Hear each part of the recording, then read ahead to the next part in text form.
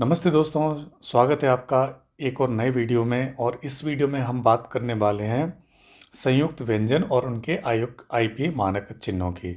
तो फ्रेंड्स, हमने देखा हम जो व्यंजन हैं हम उनके ऑलरेडी आईपीए मानक और उनकी ध्वनि हम ऑलरेडी पढ़ चुके हैं पहले, ठीक है। अभी हम इस वीडियो में बात करने वाले हैं जो कंबाइंड या जो संयुक्त व्यंजन है या जो कंबाइंड कॉन्सोनेंट हैं उनका साउंड कैसे होता है, उनको लिखा कैसे जाता है और उनकी ध्वनि कैसी होती है। ओके।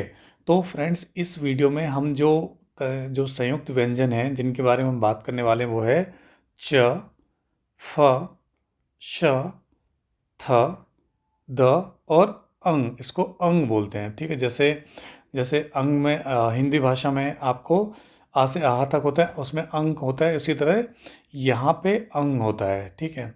तो उसके बारे में पढ़ने वाले हैं। ये एक्चुअली उसका आईपीएस सिंबल है, ये, ठीक है। एन बोलते हैं हम इसको। तो इसको हम पढ़ेंगे अपने जो स्लाइड है उसमें इसको डिटेल में देखते हैं, राइट। चलिए स्टार्ट करते हैं।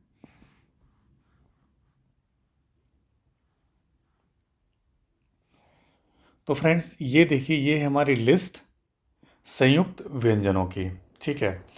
अभी तक हमने स्वर पढ़ चुके हैं और व्यंजन पढ़े हैं, लेकिन अभी हम जो ऐसे व्यंजनों को पढ़ने वाले हैं जो मिश्रित हैं। मतलब जैसे च है तो आपको दो कंसोनेंट की ज़रूरत पड़ेगी, एक तो सी की और दूसरी एच की, ठीक है। सी की ज़रूरत पड़ेगी और एच की ज़रूरत पड़ेगी।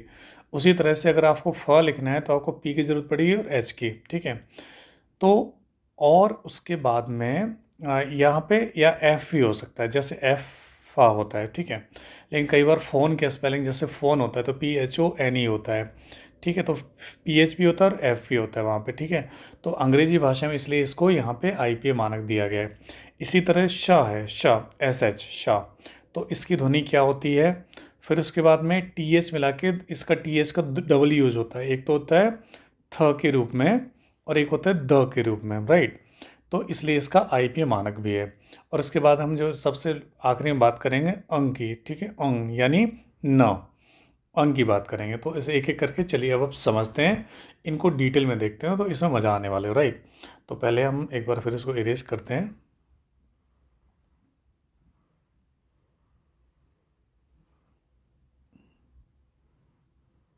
ओके, चलिए। अब जो पहला हमारा जो साउंड है, पहली ध्वनि है, वो है चा की, राइट। चा। तो ये इसको हम कैसे लिखेंगे? सी और एच के कॉम्बिनेशन से हम चा लिखते हैं, राइट। तो इसका साउंड क्या है? च, है ना। और इसका जो सिंबल है आईपीए मानक वो है आपका टी और एफ को मिला के ऐसा लगता है कि ये इसका सिंबल है। इसको आपको याद रखना, अच्छे से याद रखना है, ओके, ठीक है। अब देखिए, अब हम एग्जाम्पल लेते हैं और इस वीडियो में मैंने आपको आईपीए फॉर्म भी उनके वर्ड्स का लिखा है। जैसे यहाँ पे लिखा है चैरिटी, ठीक है। ये चैरिटी लिखा है यहाँ पे। तो देखिए, अभी यहाँ पे अगर आपको सपोज यहाँ पे पढ़ने में दिक्कत हो तो ये जो सिंबल है इसका मतलब है च, आपको पता है, राइट। फिर इसके बाद में ये ई है, अर, ठीक है। चर, चर टी, है ना। ये अ है, आपको याद होगा। तो ए में हम इसको अ बोलते हैं। तो जैसे यहाँ पे आपको अर सोचो, अगर केवल ये दिया नहीं होता तो आप इसको क्या पढ़ते? आप इसको ख भी पढ़ सकते हैं, बिकॉज सी का मतलब क भी होता है, खरी, है ना। तो लेकिन यहाँ पे आईपीएस सिंबल की वजह से बहुत इजी हो जाता है उसको पढ़ना, ठीक है। दूसरा एक और देखिए, दूसरा एग्जांपल ये है चेरी, ठीक है। तो चेरी में अगेन देखिए सेम सिंबल आपको यहाँ पे मिल गया है, चेरी का ये च मिल गया यहाँ पे। तो आप पढ़ सकते हो च है, फिर च, ए, री, चेरी, ए, री, आई, ठीक है। चेरी हो गया। तो पहला हमारा जो सिंबल है आईपीए वो चा, क्या आपको ये याद रखना। आपको जब भी ये आईपीए में दिखे तो आप इसको क्या पढ़ोगे? हमेशा चा पढ़ोगे, ओके, चा, राइट। दूसरा है हमारा फ। फ तो कई बार फ को हम कैसे लिखते हैं? पी और एच के कॉम्बिनेशन से लिखते हैं और कई बार एफ भी लिखते हैं वहाँ पे, ठीक है। तो जब आपको एफ लिखा है तो कोई दिक्कत नहीं है, लेकिन जब आपको पी एच के कॉम्बिनेशन से या फिर आपको एफ के कॉम्बिनेशन, एफ से कोई जो वर्ड्स आपको बनेंगे और जहाँ पे साउंड किसका होगा? फ का। किसका साउंड होना है? फ। तो उसके लिए सिंबल ये है, सेकंड वाला सिंबल ये है, हमारा आईपीएस सिंबल ये है, राइट। तो देखिए, जैसे यहाँ पे आपको ये लिखा है फाउंटेन, लिखा है यहाँ पे, ठीक है। तो आईपीए में यहाँ पे ये जो सिंबल है आपको देखिए ऑलरेडी यहाँ पे ये सिंबल दे दिया है यहाँ पे, ठीक है। तो अब यहाँ पे फ अ और ये आपको ये याद होना चाहिए, ये है ऊ, फाउंटेन, फाउंटन, ठीक है।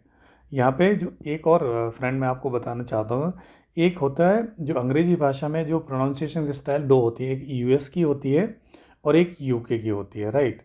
तो यूके और यूएस में जो यूके वो यूके यूनाइटेड किंगडम, मतलब जो ब्रिटिश हैं वो यूज करते हैं और यूएस करते हैं अमेरिका वाले, वो इसका इंग्लिश का प्रोनाउंसिएशन थोड़ा डिफरेंट होता है।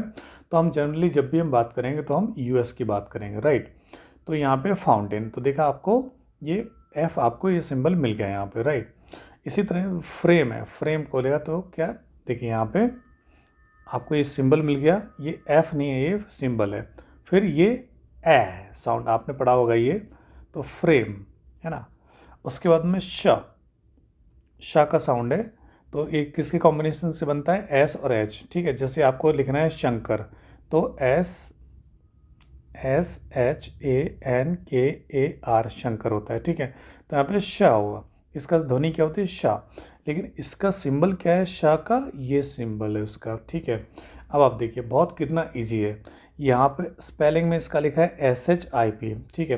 लेकिन आप देखेंगे जो IPA है, IPA में ये सिंबल दिया है यहाँ पे, है ना, इसका मतलब ही होता है S और H, और सिंपली लिखा IP, तो मतलब शिप हो गया, क्योंकि आपको इस जो ये वाला जो सिंबल है इसको आपको क्या पढ़ना है, शाह पढ़ना है। तो श और ई प, शिप, है ना। इसी तरह देखिए शॉर्ट, तो यहाँ पे फिर से ये शाह का सिंबल है सबसे आगे यहाँ पे, ठीक है, ये सिंबल है। और इसके बाद में आपको पता है ये अपन ने पढ़ा था ना, तो शॉर्ट, शॉर्ट हो गया यहाँ पे।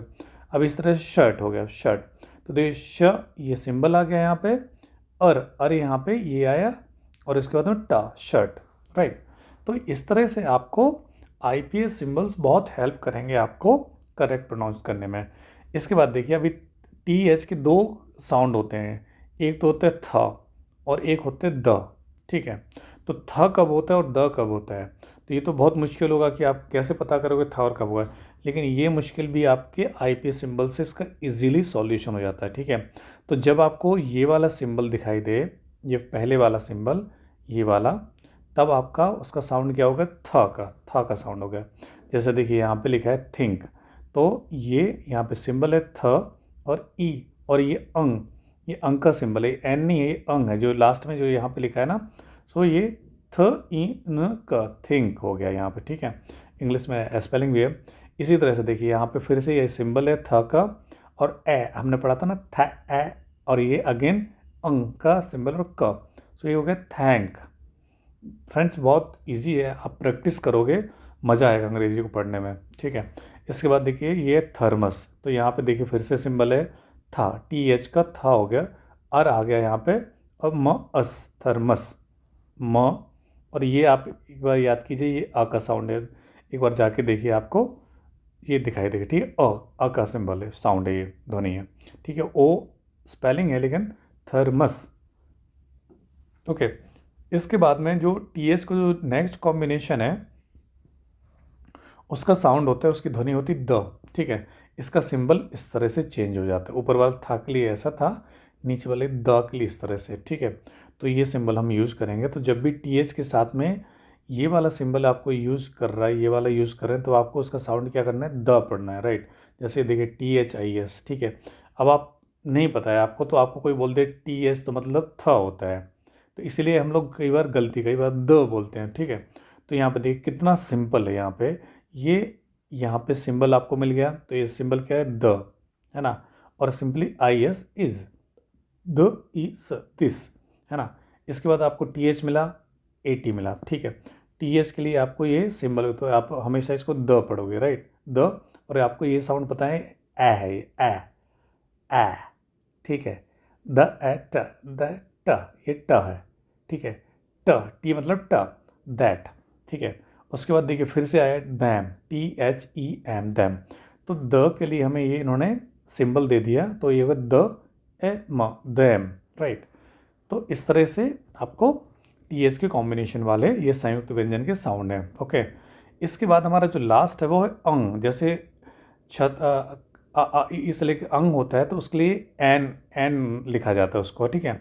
बट उसका IPA में उसका सिंबल क्या है, ये सिंबल है, ये एन नहीं है, आईपीए में इसका सिंबल इस तरह से या इसका चिन्ह है, राइट।